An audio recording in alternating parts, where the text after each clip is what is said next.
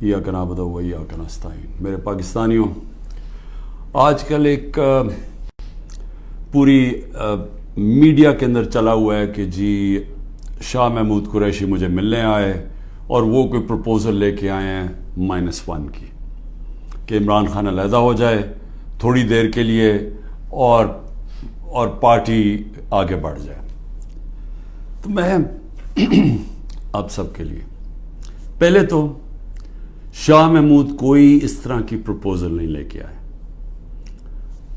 اور بات چیت ہوئی کہ ان کا جیل میں ٹائم گزرا، کس سے ملے، ہمارے کئی لوگ تھے جو ان سے ملنے آئے، تو وہ سب کی بات چیت ہوئی اور پھر آگے ہم نے کرنا کیا۔ لیکن میں آپ سب کو ذرا سمجھانا چاہتا ہوں کہ 2 طرح کی پالیٹکس ہیں، یہ آپ نے بڑا ضروری سمجھنا ہے، کیونکہ ایک پالیٹکس میں یہ -1 چلتا ہے۔ وہ کون سی پالیٹکس ہے؟ اس کو پاور پالیٹکس کہتے ہیں۔ وہ پالیٹکس ہوتی ہے اقتدار کی پالیٹکس۔ وہ پالیٹکس ہے کہ اگر عمران خان پرائم منسٹر بننا چاہے، اچھا جی ابھی اسٹیبلشمنٹ میرے سے ناراض ہے، چلو میں تھوڑا پیچھے ہو جاتا ہوں، پارٹی کو آگے کر دیتا ہوں، کوئی ڈیل کر لیتا ہوں، کوئی سمجھوتا کر لیتا ہوں، اور اس کے بعد پھر آگے جا کے دیکھیں گے کہ ابھی کسی اور کے حوالے کر دوں تو وہ اس کے بعد پھر میری باری آ جائے گی۔ اس کو پاور پالیٹکس کہتے ہیں۔ دوسری پالیٹکس ہے جو میں پالیٹکس کر رہا ہوں 27 سال سے، وہ پالیٹکس ہے جو قائد اعظم کی پالیٹکس تھی۔ وہ پالیٹکس وہ ہے جو کہ مشن کی پالیٹکس ہے، کوئی وہ ذات کی پالیٹکس نہیں ہے۔ وہ پالیٹکس وہ ہے جو ہم سارے مسلمان انسپائر ہوتے ہیں ہماری نبی صلی اللہ علیہ وسلم سے، کہ انہوں نے بھی ایک مدینہ کی ریاست سنبھالی تھی، انہوں نے بھی مشکل وقت گزارا تھا، اور اس کے بعد انہوں نے دنیا کی تاریخ کا سب سے بڑا انقلاب لے کے آئے تھے۔ اور ہم تو کبھی ان کے اپنا سوچ نہیں سکتے کہ ان کے جوتوں کی مٹی کے قریب بھی ہوں، لیکن قرآن میں ہمیں حکم ہے کہ ان کی زندگی سے سیکھو، ان کی سنت سے سیکھو۔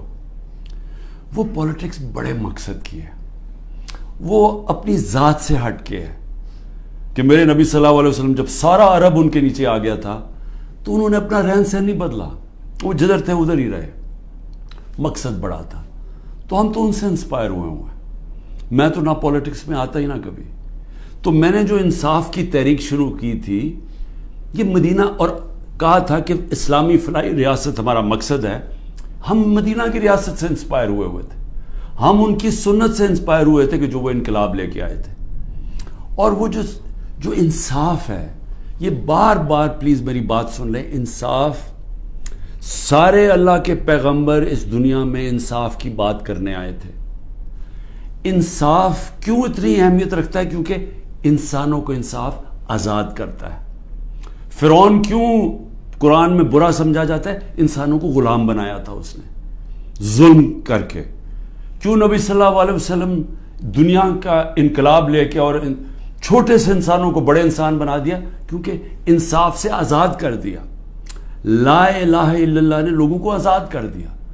تو جو میری تحریک تھی انصاف کی، وہ اصل میں آزادی کی تحریک تھی، کیونکہ انصاف آئے گا تو لوگ آزاد ہوں گے۔ اور جو میرا سارا تجربہ تھا دنیا کا، جو مغرب کو میں نے دیکھا، تو وہاں کیوں لوگ جاتے ہیں نوکریوں کے لیے؟ کیوں وہاں خوشحالی ہے؟ کیونکہ لوگ آزاد ہیں۔ لوگ آزاد کیوں ہیں؟ کیونکہ وہاں انصاف ہے، رول آف لا ہے، حقوق کی ان کا انصاف کا نظام میرے حقوق کی حفاظت کرتا ہے۔ وہاں یہ حرکتیں نہیں ہو سکتی جو پاکستان میں ہوتی رہی ہیں۔ اور میں یہ بھی کہتا ہوں کہ میرے اپنے لوگوں کو، میں اپنی ٹیم کو بتاتا ہوں کہ اب آپ کو پتہ چلا جو ہمارے پر جب ظلم ہوا، کہ کیسے پاکستان کا کمزور طبقہ، مزدور، ہاری، کسان، جو کمزور طبقہ ہے، غریب، وہ چھابڑی والا، چھوٹے دکاندار، چھوٹے صنعت کار، یہ ہر وقت ان کو اس کا ظلم کا سامنا کرنا پڑتا ہے۔ جب وہ طاقتور کے سامنے آتے ہیں، ان کے پاس کوئی ان کی حفاظت کرنے کے لیے نہیں، ان کے تحفظ کرنے کے لیے نہیں، ان کے فنڈامنٹل رائٹس کو کوئی کسی قسم کا تحفظ نہیں۔ اور اس لیے تھانہ کچہری پٹواری کی پالیٹکس ہے، کیونکہ جو ان کا رائٹ ہے تھانہ کچہری پٹواری، وہی ان کو ادھر ظلم ہوتا ہے، ان کے اوپر، ان کی زمینوں پہ قبضہ ہوتا ہے۔ قبضہ گروپ ہے یہاں، کیونکہ انصاف نہیں ہے. تو یہ میری ساری موومنٹ شروع ہوئی تھی تب 27 سال پہلے. یہ میری موومنٹ تب تک رہے گی جب تک میں زندہ ہوں, جب تک ہم اس ملک میں حقیقی آزادی, انصاف لے کے حقیقی آزادی نہیں لے کے آتے. اب یہ جب مجھے یہ کہتی ہیں چیزیں کہ جی وہ -1 کیسے ہوگا؟ جو آدمی ایک تحریک پہ 27 سال سے لگا ہوا ہے, ایک ملک کے اندر ایک جدوجہد کر رہا ہے, تو وہ کیا وہ ڈیلز کرے گا؟ کیا اس کو کیا چیز اس کو خریدے گی؟ بتائیں میرے ضمیر کی کیا قیمت ہے؟ کیا پرائم منسٹرشپ قیمت ہے کہ اگر آپ یہ کر دیں تو آپ کو پرائم منسٹر میں تو پرائم منسٹر بن چکا ہوں. اور میں نے جب پرائم منسٹر بنا, میں نے ایک بات کہی کہ اگر پھر وہ مجھے 2018 کا موقع ملتا, میں سیدھی الیکشن پھر سے کرواتا. کیونکہ جو میں انصاف لانا چاہتا ہوں اور طاقتور کو قانون کے نیچے لانا چاہتا ہوں, وہ آئی تب سکتا ہے جب آپ کے پاس طاقت ہو. تو جب ایک کمزور ایک کولیشن گورنمنٹ, وہ اس پہ کیسے طاقت ہوگی کہ اس ملک میں انصاف قائم کرے؟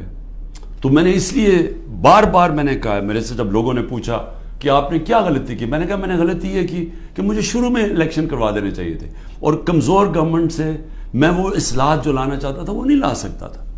تو اب میں آپ کو بتاؤں کہ جس طرح کی حرکتیں ہو رہی ہیں میرے لوگوں کے اوپر, میں اس لیے یہ آپ کے سامنے رکھنا چاہتا ہوں کہ آزاد معاشروں کے اندر یہ نہیں ہو سکتا. یہ صرف غلاموں کو ہوتا ہے. یہ صرف فرعون ایسی حرکتیں کرتا تھا لوگوں کے اوپر دہشت پھیلانے کے لیے, جو آج ہمارے پہ ہو رہا ہے. اور میں سارے پاکستانیوں کو کہنا چاہتا ہوں, جو اس وقت یہ پی ڈی ایم والے بھی بیٹھے ہوئے ہیں, یہ جو آپ تماشا دیکھ رہے ہیں, یہ یاد رکھیں کہ یہ آج ہمارے پہ ظلم ہو رہا ہے.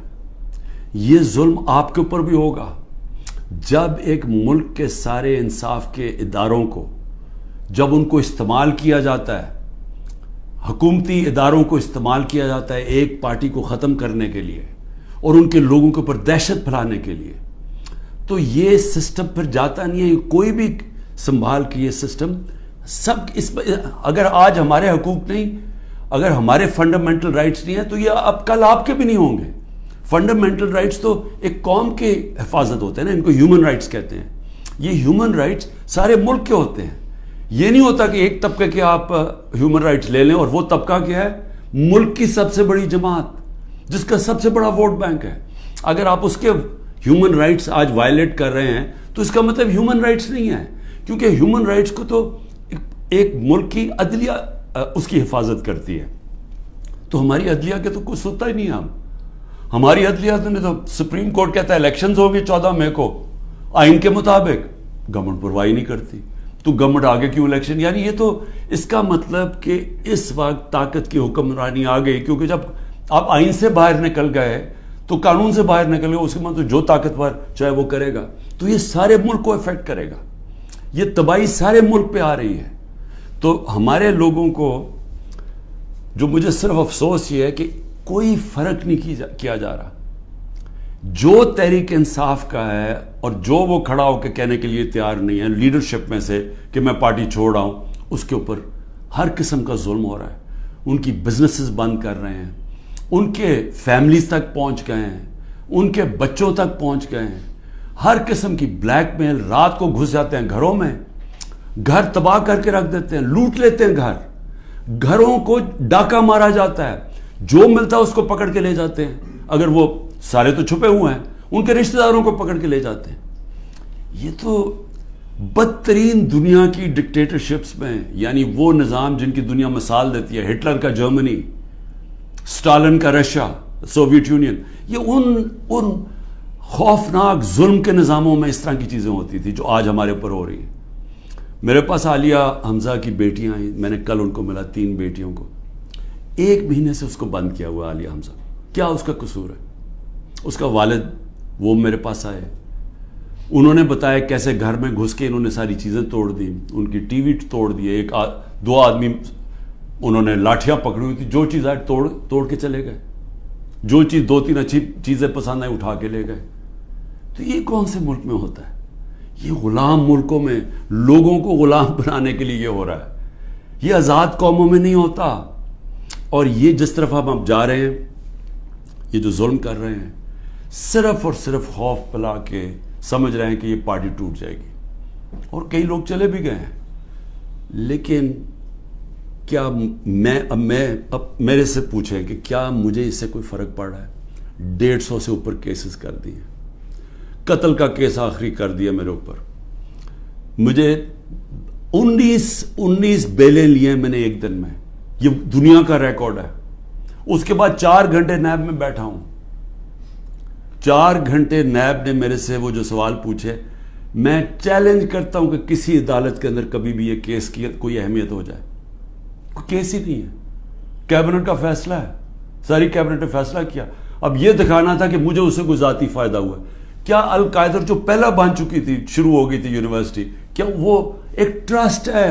وہاں غریب گھرانوں کے بچوں کو مفت تعلیم مل رہی ہے سیرت نبی پہ اور یہ جو ٹیکنالوجی کے اوپر. وہ ٹرسٹ ہے جس نے شوکت خانم ہے. مجھے اس سے کیا فائدہ ہے؟ 1 روپیہ نہیں دکھا سکتے مجھے کیا فائدہ ہو. نہ ہی ہو کسی ٹرسٹ سے کسی کو فائدہ نہیں ہو سکتا. ٹرسٹ ڈیڈ میں لکھا ہوا ہے. تو وہ کیسز بھی ہیں، قتل کا کیس بھی ہے. ہر روز کوئی نئے کیس آ جاتا ہے. عدالتوں کے میں چکر مار رہا ہوں، لیکن مجھے اس سے کوئی فرق نہیں پڑتا. میں ہر عدالت میں جاتا ہوں، ہر کیس میں جاتا ہوں، یہ بتانے کے لیے کہ میں قانون سے اوپر نہیں ہوں. جبکہ میرے اوپر یہ جان کے کیا جا رہا ہے، یہ مجھے خوف دلانے کے لیے کیا جا رہا ہے. میں یہ آج کہنا چاہتا ہوں کہ یا اس سے یہ سارے کیسز کریں، اور اس کیسز میں کیونکہ کسی عدالت میں کوئی سزا نہیں ہو سکتی، ملٹری کورٹس سیٹ اپ کیے ہیں. اپروور ڈھونڈے جا رہے ہیں جو کہ جی عمران خان نے ہمیں کہا تھا کہ وہ کور کمانڈر کا گھر جلاؤ. یہ کہیں گے ان میں سے کوئی اپروور آ جائیں گے، مجھے ملٹری کورٹ میں لے جائیں گے، سزا ہو جائے گی. مجھے کوئی فرق نہیں پڑے گا. جو آدمی ایک مشن، جو 22 سال سٹرگل کر کے، جس کے پاس سب کچھ تھا، کوئی ضرورت نہیں تھی 22 سال سٹرگل کرنے کی، اگر وہ آج 27 سال کے بعد اگر کسی کا خیال ہے کہ میں جیل سے ڈر جاؤں گا، یا جو بھی یہ جو 2.5 قاتلانے دو میرے اوپر حملے ہو چکے ہیں قتل کرنے کے لیے، ایک مجھے وقت پہ پتہ چل گیا تو میں نے ٹی وی پہ بتا دیا کہ کیا کرنے جا رہے تھے. تو اس سے کیا فرق پڑے گا؟ جو قاتلانہ حملے سے نہیں ڈرتا تو وہ کس سے اور ڈرے گا؟ لیکن اس سے بھی زیادہ گھٹیا پان میری بہنوں تک پہنچ گئے ہیں. میری بیوی کے اوپر کیس، ٹرسٹی ہو کے اس کا وارنٹ کا، ایک ٹرسٹی کو 1 پیسہ نہیں مل سکتا، کیونکہ وہ سیرت نبی میں بہت ان کی سٹڈی ہے، وہ انٹرسٹڈ تھی القادر یونیورسٹی، وہ ٹرسٹی ہے، اس کے اوپر وارنٹ نکال دیا. میری بہنوں کے اوپر میں صرف یہ بتا رہا ہوں کہ کس لیول پہ پہنچ گئے ہیں. ایک بہن کا بیٹے کے اوپر وارنٹ نکالا ہے، اس کا خنسامہ اٹھا کے لے گئے، وہ بیٹا نہیں تھا. خنسامہ جب واپس آیا وہ آئی سی یو میں 2 ہفتے سے پڑا ہوا ہے، آئی سی یو کے اندر خنسامہ. اسے پتہ کیا کیا وہاں جیل کے اندر. ایک بہن اس کی بہو کے پاس پہنچ گئے کہ جی آپ کوئی جیو فینسنگ میں آپ کہیں تھی، اس کے پاس پہنچ گئے. ایک بہن اس کی زمین اس کے اوپر اینٹی کرپشن پہنچ گئی ہے. میں نے اپنی بہنوں کو ویسے کہا، میں نے کہا دیکھو ملک سے باہر چلے جاؤ. وہ تینوں کھڑی ہیں، نہیں ہم فیس کریں گے، ہم نہیں جاتے.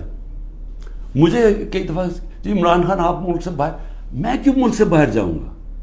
یعنی میں نے اگر کوئی کرپشن کی ہوتی تو میں بھی شاید جس طرح یہ بھاگ جاتے ہیں، جب ان کے اوپر اقتدار سے نکلتے ہیں سب باہر بھاگ جاتے ہیں، کیونکہ ان کے کیسز ہوتے ہیں، باہر بھاگتے ہیں کیسز رک جاتے ہیں. میں سارے کیسز فیس کروں گا کیونکہ میں نے کوئی غلط کام نہیں کیا. مجھے پتہ ہے اللہ الحق ہے. یہ خود ہی جب یہ جو کوئٹہ کا مرڈر کیس کیا، یہ خود ہی ذلیل ہو رہے ہیں. اس میں سب کو پتہ ہے، کوئٹہ کے اندر سب کو پتہ ہے کہ ان کی دشمنی تھی. میں پھر آگے آپ کو کہوں، اب آگے کیا راستہ ہے؟ ملک کا راستہ آگے کیا ہے؟ میں جو یہ ان سے بات کرتا ہوں کہ میرے سے بات چیت کرو، کوئی بات چیت نہیں کرتا. میں اپنی اسٹیبلشمنٹ آرمی چیف سے اسے کہتا ہوں کہ بات چیت کرو، کوئی بات چیت کرنے کے لیے تیار نہیں ہے. میں اپنی ذات کے لیے آپ سے بات نہیں کرنا چاہتا. مجھے آپ کچھ نہیں دے سکتے. قوم میرے ساتھ کھڑی ہے، کیا کوئی دے سکتا ہے؟ میں کوئی چور دروازے تو آنا نہیں چاہتا. اگر قوم مجھے ووٹ دے گی میں تیار ہوں، لیکن اگر قوم ووٹ نہیں دے گی تو نہیں. اللہ نے تو سب کچھ میں وہ اللہ نے کا شکر ادا کرتا ہوں ہر وقت کا جو اس نے مجھے دیا. لیکن میں بات کرنا چاہتا ہوں کہ ملک تباہی کی طرف جا رہا ہے. یہ جو بجٹ آیا ہے, اس بجٹ کے اندر ذرا آپ کو سمجھ آ جانا چاہیے کہ ہم اب کدھر ایک دلدل کے اندر دھستے جا رہے ہیں. آپ یہ سوچیں کہ فیڈرل گورنمنٹ جو سارا جب وہ پیسے دے دے گی صوبوں کو, جو 5,000 ارب روپیہ صوبوں کو جب جائے گا, تو فیڈرل گورنمنٹ کے پاس جو پیسہ بچے گا اس سے زیادہ جو ہمارا سود دینا ہے, ہم نے قرضوں کے اوپر سود دینا ہے, وہ سود اس سے زیادہ ہے. 7,300 ارب روپے کا سود دینا ہے. مشکل سے فیڈرل گورنمنٹ کے پاس بچ جائے گا 7,000 ارب سے بھی کم, تو سارا پھر ملک قرضوں پہ چلے گا. ہم نے 3.5 سال میں 18,000 ارب 18,400 ارب قرضہ لیا تھا. 18,400 ارب قرضہ 3.5 سالوں میں. انہوں نے تقریباً 15,000 ارب قرضہ ایک سال میں لے لیا. تو یہ قرضے چڑھائے جا رہے ہیں, انڈسٹری بند ہو رہی ہے. گروتھ ریٹ جو تھی جس سے دولت میں اضافہ ہوتا ہے وہ 6.1% سال پہلے تھی, آج وہ پہنچ گئی ہے 0.3 پہ. تو جو دولت ہے اس کے اندر تو کمی ہو رہی ہے, قرضے بڑھتے جا رہے ہیں. ڈالر کدھر سے آئیں گے؟ انہوں نے 25-30 ارب ڈالر ایک سال کے اندر دینے ہیں, وہ کدھر سے آئیں گے؟ تو میں آج اس لیے یہ سوال پوچھ رہا ہوں کہ کوئی تو روڈ میپ ہوگا نا. ابھی تو روڈ میپ یہ ہے کہ کسی نہ کسی طرح عمران خان کو ختم کرو, اور اگر P T I Imran Khan سے تو اس کو ختم کرو. تو ابھی تو یہ ون پوائنٹ ایجنڈا, ساری ایجنسیز, سب کچھ, سارے ملک کے ادارے وہ اسی پہ لگے ہوئے ہیں کام کر رہے ہیں. لیکن میں سوال کچھ اور پوچھ رہا ہوں. میں یہ نہیں کہہ رہا کہ کریں, ہم کھڑے ہیں. اس میں سے ایک آپ یہ کرم کر رہے ہیں کہ میرے جو نظریاتی لوگ ہیں وہ نظر آنا شروع ہو گئے ہیں کہ وہ نظریاتی لوگ کون ہیں, اور وہ نظر آنا شروع ہو گئے کہ جو ہمارے ساتھ اور مقصد کے لیے آئے تھے, نظریے کے لیے نہیں آئے تھے. تو ایک تو آپ فائدہ کر رہے ہیں کیونکہ صرف نظریاتی پارٹی اب پاکستان کو اس دلدل سے نکال سکتی ہے. لیکن نکالے گی کیسے؟ میری آخر میں بات سن لیں, ایک ہی طرح ہم نکلیں گے. ہمیں کوئی اب باہر سے پیسے دینے کے لیے تیار نہیں ہے. ہمارے جو دوست ملک ہیں وہ بھی پیسے دینے کے لیے نہیں تیار. میرے لیے جو سب سے زیادہ شرمندگی ہوتی تھی کہ جب میں اپنے دوست ملکوں سے پیسے مانگنے گیا ملک کے لیے, کیونکہ دیوالیہ نکلا ہوا تھا ہمارا, تو اس وقت ملک ہمارے پاس تو سب سے بڑا بیرونی خسارہ چھوڑ کے گئے تھے یہ نون لیگ والے, یہ اسحاق ڈار. تو ان سے پیسہ مانگنا سب سے شرمندگی تھی. اب کیسے نکلنا ہے میں آپ کو بتاتا ہوں کیسے نکلنا ہے. اس میں ایک سورس ہے اوورسیز پاکستانی, یہ یاد رکھ لیں. بیرون ملک پاکستانی آپ کو نکالیں گے ادھر سے, اور بیرون ملک پاکستانی کیسے نکالیں گے؟ میں نے پھر سے آپ کو کہتا ہوں کہ 16,000 پاکستانی امریکن ڈاکٹرز, ان کی نیٹ ورتھ 200 ارب ڈالر ہے. ہم آئی ایم ایف سے 6 ارب ڈالر کی پیچھے ان کے منتیں کر رہے ہیں کہ کسی طرح دے دیں ہمیں. 200 ارب ڈالر ان کی ہے, یہ صرف 16,000 ہے. 1 کروڑ باہر پاکستانی بیٹھا ہوا ہے. اگر ہم کسی طرح ان کی انویسٹمنٹ لیں, وہ یا سرمایہ کاری شروع کر دیں, بجائے دبئی میں کرنے میں اور دنیا میں اور ملکوں میں کر رہے ہیں, اگر وہ سرمایہ کاری شروع کر دیں, آپ یقین کریں یہ ملک اتنی تیزی سے اٹھ سکتا ہے, کیونکہ ڈالر اندر آنے شروع ہوں گے, نوکریاں مل, اور وہ آنا شروع ہو گیا تھا. ہمارے آخری دنوں میں پیسہ اوورسیز, روشن ڈیجیٹل اکاؤنٹ کیا تھا اوورسیز پاکستان, 1.5 سال کے اندر 5.5 ارب ڈالر پہنچ گیا تھا. اوورسیز پاکستانیوں نے انویسٹمنٹ پلانز بنا لیے تھے. ہماری یہ جو راوی پروجیکٹ اور یہ جو بنڈل آئلینڈ کا پروجیکٹ تھا, وہاں باہر کی کمپنیز, بڑی بڑی کمپنیز آ رہی تھی ڈالر انویسٹ کرنے کے لیے, جب انہوں نے این او سی واپس لے لیا سندھ گورنمنٹ میں. دیکھیں, بچانا اس ملک کو اوورسیز پاکستانی. جب چائنا نے اور ہندوستان نے اپنی اکانومی کھولی تو اوورسیز چائنیز اور اوورسیز ہندوستانیوں نے پہلے انویسٹ کیا تھا. ہمارا بھی وہ انویسٹ کریں گے, لیکن اس کے لیے جب تک انصاف کا نظام ہم ٹھیک نہیں کریں گے, قانون کی بالادستی, رول آف لا, جب تک ہم یہ نہیں قائم کریں گے, ان کا پیسہ نہیں آنے لگا. تو چیلنج اب کیا ہے؟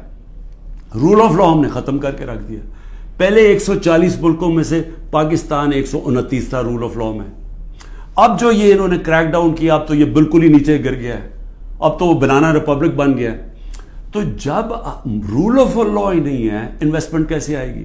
انویسٹمنٹ نہیں آئے گی, دولت میں اضافہ کیسے ہوگا؟ یہاں تو اس وقت پاکستانی پیسہ باہر بھیج رہے ہیں, پاکستانی ڈالر لے کے بیٹھے ہوئے ہیں, کیونکہ وہ کسی کو اعتماد ہی نہیں ہے. تو جب تک ہم اس ملک کا نظام ٹھیک نہیں کرتے, جو میں 27 سال پہلے انصاف کی تحریک لے کے نکلا تھا, رول آف لا کی تحریک, وہ جب تک اب ہم قائم نہیں کریں گے, پاکستان کے نظام کو ٹھیک نہیں کریں گے, گورننس سسٹم تب ٹھیک ہوگا, ادارے مضبوط ہوں گے. اور جب لوگوں کو اعتماد ہو جائے گا کہ ہمارے, اب جب میں اپنی سرمایہ کاری کروں تو یہاں کا جو قانون ہے, جو ان کی لا انفورسمنٹ ہے, جو ان کی عدلیہ ہے, وہ میری سرمایہ کاری کی حفاظت کرے گی, میرے سے فراڈ نہیں ہونے دے گی. یہ جب تک اعتماد نہیں ہوتا پیسہ نہیں آنے لگا. اور اس کے لیے جب تک کہ حکومت نہیں آتی جو پبلک مینڈیٹ سے آئے, جس کو پبلک سپورٹ کرے, جس کو بڑا ووٹ ملے اور پبلک کی سپورٹ سے آئے, صرف وہی بڑے بڑے فیصلے کر سکتی ہے. نہیں تو ان کو تو آپ نے دیکھ ہی لیا ہے کیا کیا انہوں نے, سوائے مہنگائی کر کے, تاریخی مہنگائی 38% پہ, انہوں نے کیا کیا ہے؟ انڈسٹری بند ہو گئی ہے, بے روزگاری بڑھ گئی ہے, گروتھ ریٹ, انہوں نے اور کیا کرنا ہے؟ تو یہ جو ابھی تک تو گیم پلان میں یہی کھچڑی پکنے لگی ہے نا, آگے نئی آ گئی ہے, نئی جماعت ایک کریٹ کر دی ہے. ہم نے بھی اپنے بڑے بڑے اچھے 27 سال پرانے ہم نے لوگ وہاں بھی بھیج دیا ہیں ان کے پاس, اور ضرورت ہے تو حکم کریں, ہم اور بھی بھیج دیتے ہیں. لیکن اس سے ملک ٹھیک نہیں ہونے لگا. ملک ٹھیک تب ہوگا جب ایک public mandate, free and fair election کے بعد ایک مضبوط گورنمنٹ آئے گی. اور میں اپنی اسٹیبلشمنٹ کو آج پھر سے کہتا ہوں, نظر ثانی کرے, ملک تباہی کی طرف جا رہا ہے. اور جب یہ تباہی جس طرف جا رہا ہے, اور IMF کی اگلی کنڈیشنز آئیں گی, جس طرح انہوں نے مصر اور سری لنکا میں انہوں نے کنڈیشن لگائی, وہ کیا ہے کہ فوج کا بجٹ کام کرو, دونوں جگہ انہوں نے کہا. تو یہ تو ہم ادھر جا رہے ہیں کہ ہم اپنی سیکیورٹی اینڈ میں کمپرومائز کریں گے. اور ایک دفعہ سیکیورٹی کمپرومائز ہوگی اس ملک کی, تو ہمارے جو دشمن بیٹھے ہیں وہ ملک توڑنے کے لیے تیار ہیں. تو میں اس لیے آپ کو کہہ رہا ہوں, مجھے کوئی ریلیف نہیں چاہیے, مجھے کوئی آپ کی مدد نہیں چاہیے, میں کوئی کسی مجھے یہ سمجھے کہ یہ جو سارا کچھ ہو رہا ہے انتقامی کارروائی, مجھے چھوڑے میری بہنیں باہر جانے کے لیے نہیں تیار. وہ تو عورتوں کے اوپر تو کبھی اس ملک میں ایسے نہیں ہوا, لیکن ملک نیچے جا رہا ہے. اور اس لیے وقت کم ہے. جس طرح دن بڑھتے جا رہے ہیں, ہم اور اپنے ملک کو تباہی کی طرف لے کے جا رہے ہیں. صرف قانون ختم ہو چکا ہے. کسی کو اس وقت, پھر سے میں کہتا ہوں, جب عدلیہ اپنے فیصلے نہیں کروا سکتی, جب آئین کی کوئی پرواہ نہیں کر رہا, جب پولیس کھلے عام گھروں میں گھس کے لوگوں کے گھر لوٹ رہی ہے اور اٹھا کے لے کے لوگوں کو جا رہی ہے, کلیکٹو پنشمنٹ دے رہی ہے, تو اس ملک میں تو اب باہر کے لوگ کیا سوچ رہے ہوں گے؟ بتائیں نا, بیرون ملک پاکستانی جو آپ کا بڑا اثاثہ ہے, وہ کیا سوچ رہا ہوگا؟ وہ کوئی سوچے گا کہ پاکستان میں پیسہ لگانا ہے؟ تو اگر انہوں نے نہیں لگانا تو اور تو اس وقت کوئی ہے نہیں. جب تک ہم ملک کی ایکسپورٹس نہیں بڑھاتے, وہ تو ٹائم لگے گا کہ ہم اپنی ڈالر انکم بڑھائیں. تو اس میں تو صرف ایک ہی انٹرم میں تو صرف اوورسیز پاکستانی مدد کر سکتے ہیں. شکریہ. پاکستان